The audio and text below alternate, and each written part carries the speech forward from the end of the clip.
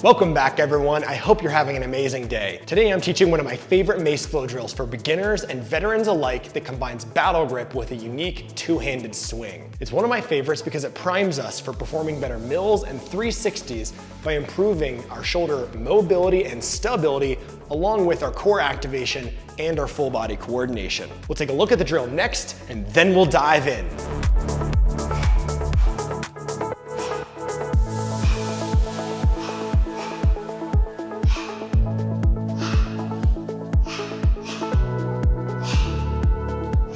I'm gonna kick off this drill with the swing that you just watched me do, since it's the trickiest part of the whole drill. I'm gonna show you from the front and then I'll show you from the back. So what we are doing from my battle grip, which means I'm holding with one hand in the middle of my mace, is I'm going to be priming this movement by holding the mace parallel to the ground. And in this swing, I'm simply going to allow the mace head to drop, the heavy part to drop, allow it to become vertical.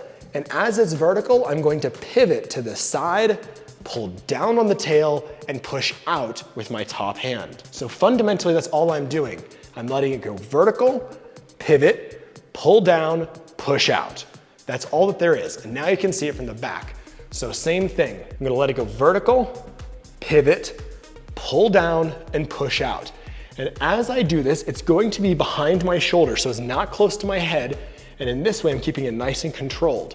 And as we speed this swing up so that it actually doesn't stop at each point, we're going to be making it much more circular and powerful. So we're letting the momentum of the mace actually carry itself through this particular movement into the final position. So that is our swing, and now that you understand the mechanics of it, let's do the full drill. To perform the full drill, we are going to come into our warrior stance with both hands bottom of the mace, nice, strong, active posture here, and I'll bring one hand to the center of my mace in this battle grip, and I'll step out with the opposite leg to the high hand into a strong lateral lunge, and the mace should be roughly parallel to my straight leg. From here, I'm going to curl the mace up so that it's parallel to the ground, and then I'm going to do what we just discussed in the swing. I'm gonna let it go vertical. I'm going to pivot into a front lunge, pull down and push out. And then I'll bring the mace back towards my body so it's nice and controlled, pivot back to the front and strike down. And then I'll switch sides. So I'll push down on the tail, switch in the middle of the mace, and then I'll perform the exact same movement. So curl it up so it's parallel. I'll let it go vertical, pivot, pull down, push out. Bring it back in and back to the front. Now I'll speed it up a little bit. So I'm gonna push down on the tail, switch. I'm gonna curl the mace, pivot, allow it to drop, pull through, bring it back in, back to the front. Push down and switch. Last one, curl up, pivot, swing through circular, and bring it back to the front. So as we go through this particular movement, the big key here is to make sure that you're hitting your landmarks and that you're understanding the mechanics of how to move the mace, and then also, once you've mastered that, making it nice and circular. And if you've done a mill before, you'll notice that the top hand is essentially doing a mill. So it's dropping parallel, dropping behind, and then pushing straight out.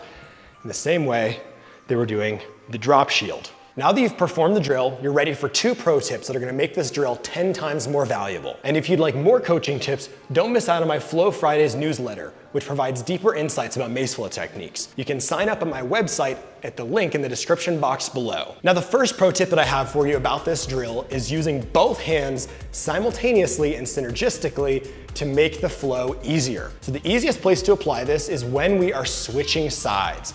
Now, you'll recall that I said push down on the tail of the mace. And the reason for that is that if I push down while I'm curling up with my other hand, it makes it much easier for me to accomplish this switch. And that is because we are using the mace like a lever, with my center grip hand being the fulcrum point. So if I curl as I push down, I'm gonna make it much faster and much easier, much more predictable. And this is something that also comes into play at another point in this drill when we've extended into this drop shield position. So what I'm doing with my top hand is I'm pulling back. What I'm doing with my bottom hand is I'm pushing out. And the reason that this is so valuable is that it actually allows me to make the drill harder, because now I can reach it out all the way and I can continue reaching out because one hand is pulling and the other hand is pushing. And this allows the mace to be managed more efficiently. So explore that concept. Use your hands in opposite ways, pushing down, pulling up, and see what happens in your drill. My second pro tip is pretty simple. To make this flow harder or easier is a factor of one thing: how high or low your top hand is on the mace. The higher it is, the closer to the head of the mace, the easier it will be. And that is because, again, just like in our first pro tip, if my fulcrum is right next to the head of the mace, it gives me so much more leverage with the tail. Whereas, if it's all the way out here, I have to push so hard down on the tail in order to manage the lever. So to make this flow harder, slide your hand closer to the tail end of the mace, and to make it easier, you can do the same thing, but keeping your hand closer to the top of the mace. So try that out and enjoy. Thanks so much for watching. Subscribe to this YouTube channel if you want to level up your mace skills fast, and I will see you on the next Flow Made Simple video. Peace.